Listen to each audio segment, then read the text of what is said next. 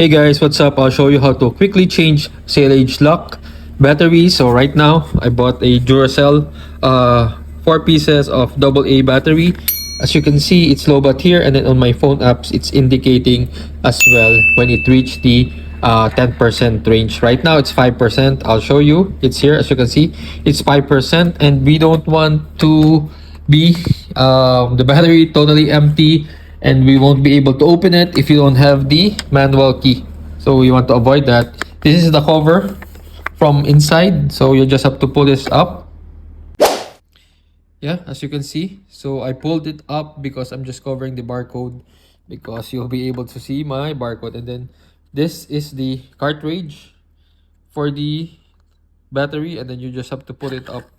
So as easy as that, guys. So yeah, I have an Energizer battery. I realized that the Duracell is much cheaper, so I use that one. So ito, we'll just have to replace it, okay?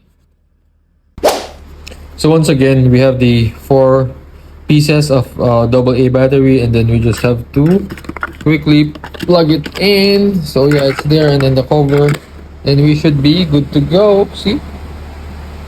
So restarting, so you'll not have the low bat indicator anymore because our battery is already in a good state. Okay, that's all. Thank you guys for watching.